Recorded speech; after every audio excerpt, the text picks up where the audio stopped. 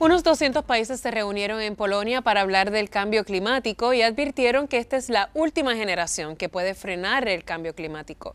Una advertencia bastante grave. Dentro de 2 semanas se espera que los países y organizaciones participantes hayan acordado normas y herramientas que sirvan para poner en la práctica el Acuerdo del Clima de París. La mayoría de los países europeos apoyan la estrategia, pero ¿qué pasa con Estados Unidos y Alemania? Lo discutimos con José Gabriel Martínez Borrás, entre otras cosas, del Programa de Estudios Internacionales de la Universidad del Sagrado Corazón. Buen día, profesor. Buenos días. Entre la cumbre del G20, se había hablado muy poco de la cumbre esta del cambio climático y hay tensión hasta en la cumbre del cambio climático. ¿Cómo es posible? Bueno, el propósito de la cumbre es básicamente darle seguimiento al Acuerdo de París. Se le dicen COP24 a esta, ¿verdad? La anterior de París era la COP21. Entonces tiene por lo menos 4 metas, ¿no? Número 1, quieren establecer una guía, una especie de rulebook para ver cómo se implementa el Acuerdo de París. Número 2, tiene un importante componente de financiamiento que los países desarrollados deben entonces ayudar a implementarlo a los países en vías de desarrollo. Número 3, ver cómo entonces controlan y se ponen de acuerdo en términos de las emisiones de gases de invernadero. Y número 4, entonces, es ver qué es lo que tú planteas, cuál es el rol entonces de los países que más contribuyen, digamos, al cambio climático. Y esa es como que básicamente la idea de esto, darle ese seguimiento y ver cómo entonces se lleva a cabo la implementación. ¿Estados Unidos se va? Sí, lo que mencionas de la cumbre del G20, que hablamos la semana pasada, hubo un apoyo de parte de los 19 estados de la G20 para entonces darle apoyo al Acuerdo de París que se está discutiendo ahora, ¿no? O se quiere implementar ahora. El único país entonces todo menos Estados Unidos, que dijo que se retiraba, que no iba a apoyarlo, entonces en ese sentido era Estados Unidos, la administración de Trump.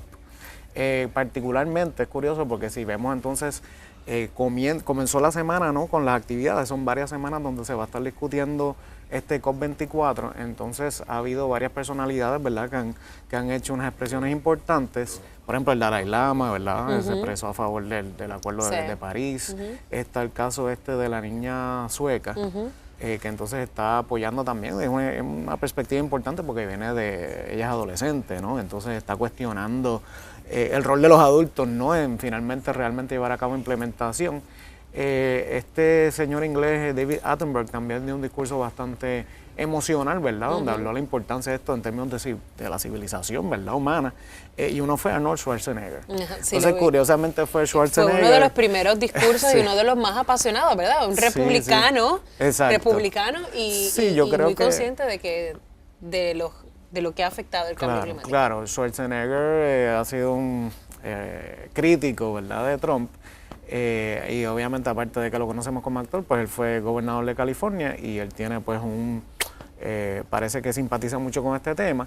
Él lo que mencionó en términos de Estados Unidos era como que, mira, tú puedes escuchar lo que dice Washington puede decir que no está con el acuerdo, pero la mayoría de los norteamericanos, él entiende que sí están con el acuerdo. Por ejemplo, si vemos las medidas reconocen los efectos. Que reconocen lo que está pasando y en las medidas que se están tomando a nivel estatal y a nivel de ciudades. Entonces, eso es un ejemplo que le está diciendo, mira, realmente sí, Estados Unidos está con el acuerdo. Eso es un problema político, un problema doméstico. Curiosa la naturaleza del lugar donde se lleva a cabo la cumbre, que estábamos conversando fuera de cámara, que es un lugar con una economía basada en el carbón. Es correcto.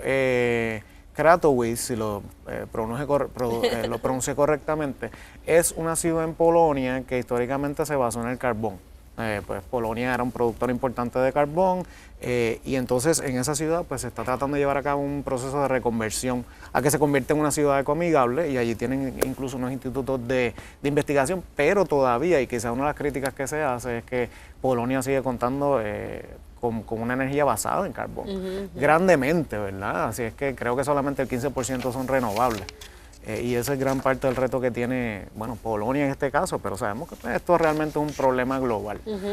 Y el reto que tenemos entonces es cómo nos organizamos como comunidad internacional para poder resolver esos tipos de problemas globales. Hoy de hecho, hablando de eso, profesor, hoy salió esta madrugada una publicación que es el índice de riesgo climático. Sí. Y dice que Latinoamérica está en el ojo del huracán. ¿Y por qué es que Latinoamérica está en el ojo del huracán?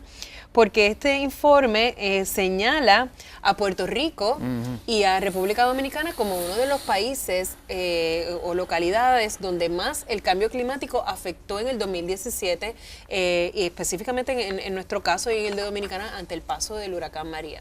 Claro, repito, ¿verdad? Lo que es un problema internacional, un problema global, es un problema doméstico y aquí vemos entonces dónde está la relación entre una cosa y la otra, ¿no? Yo a veces refiero esto como un problema global y local, ¿no? Que es conjunto. Yo creo que en términos de la situación doméstica en Puerto Rico, yo creo que hay un post-María, una realidad post-María, que lo vivimos ya y que entonces seriamente se tiene que considerar que las próximas elecciones tienen que estar quizás predominantemente enfocadas en cómo lidiar con el problema del cambio climático y cómo llevar a Puerto Rico hacia una economía mucho más sustentable, ecoamigable.